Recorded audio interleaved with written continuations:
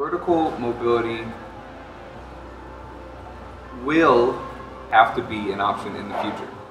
I don't know how far in the future, but I think we still have enough land space to be able to move on land before we get to that point.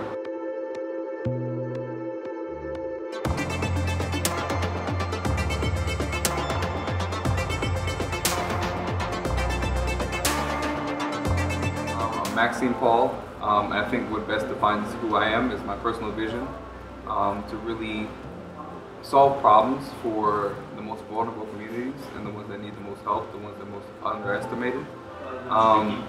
And it comes from a long journey of me experiencing these problems and being that person. I've always been a weird, different person, and throughout my career it's been a continuous journey to how to learn and do this better and solve problems. I had a lot of jobs in high school. I worked in a lot of different places. I was a chef at a Tex-Mex restaurant. I was like the head chef. Being a chef, putting all that together and creating a meal, which is like a learning platform. And that's one of my first businesses. So it's been through that. I've done that in construction, I've done that in consulting, I've done that in e-commerce, and now I'm doing that in smart cities and mobility, using that same first principle approach to break down things. What does smart cities mean? It's interesting because I learned about this, I think it was maybe 5 years ago. I got a job working with a smart cities organization in DC, US Ignite. And in that organization, I was helping out with cloud technology. A lot of their stuff was helping cities across the country get their technical infrastructure together, government-wise, to make sure they were ready for technology throughout cities. And in that time, I just thought smart cities was just like connecting everything and having a city that just was a computer, basically. But when I moved from DC, worked in innovation in Portland, I started seeing smart cities as something different. Smart cities really is government being smart and reaching the needs of the people that it serves more effectively. Technology is there to serve and help and can help scale things and reach more people better, but it's not really the core need or interest of a smart city. A smart city is policies, practices, kind of programs, ways of managing that are more effective. People should care about smart cities because they live in a city of any size, even a rural town of like 2 people is a city, but that is a city. Like it's a settlement, and it's governed by somebody, or you're governing yourself. You should be looking at how you are coordinating and managing resources in your space, in your community, in your settlement. You should be looking at how you're managing resources, whether it be water, energy, driving. It should be like your leisure, whatever it is. Like you should be managing all those things. And how do you effectively use that? And so smart cities is important because it's like your livelihood. Your quality of life is wrapped up in how smart the city is that you live in. If we go into the future, maybe 50, 100 years, like the city of the future has a totally different mobility platform. We have to extrapolate from right here because all we can do right now. We can see kind of trends, but we can only extrapolate from where we're at. And in that world, we're already seeing that more people are moving to urban centers to come together to share resources so they can manage that more effectively.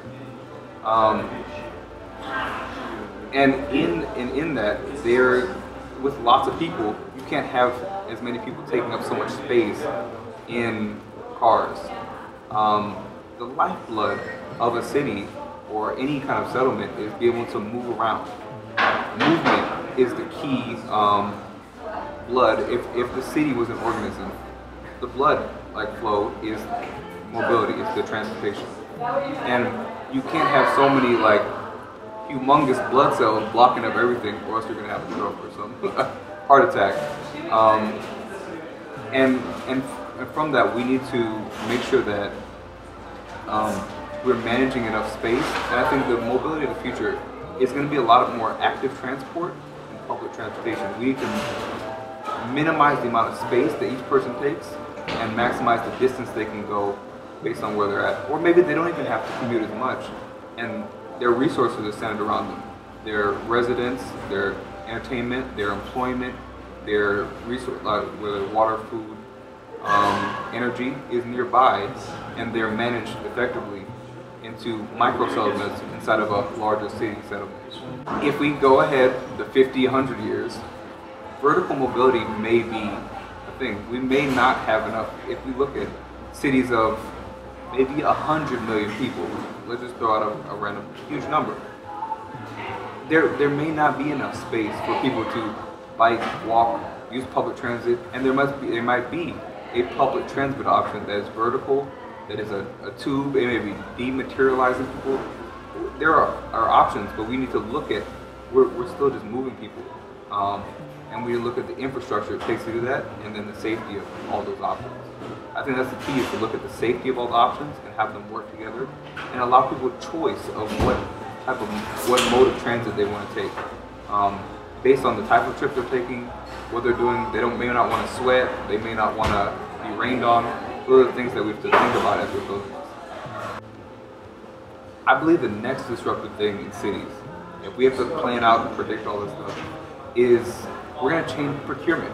I think that's people are saying that's crazy, but procurement, how we get projects and how does the private industry and citizens work with the government and utilize these tax dollars more effectively, I think that's the core thing that's going to change.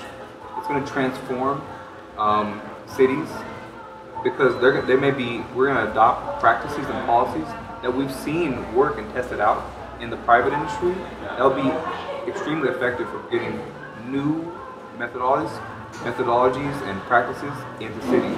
Because right now we've been doing the same thing with the same people or similar people over and over, and it hasn't been working. And I think that's insanity. We're doing the same thing over and over, expecting a different result. I'm passionate about all these smart cities and really affecting underestimated, vulnerable people, because I've been that person in a lot of different senses. And there are people even more vulnerable or marginalized than myself. And I look at what I have and I extrapolate that somebody is in an even worse situation. That's horrible, because I've been struggling in my own privileged position. And I want to make sure that everybody has the flexibility, the ability, the freedom to do this. I'm trying to get everybody liberation. That's my ultimate goal. My greatest career accomplishment is that I've continued to learn. I've survived, and I've continued to learn to this point. I think I can't say I did this great thing. I mean, I've created a lot of plans. I created a lot of strategies.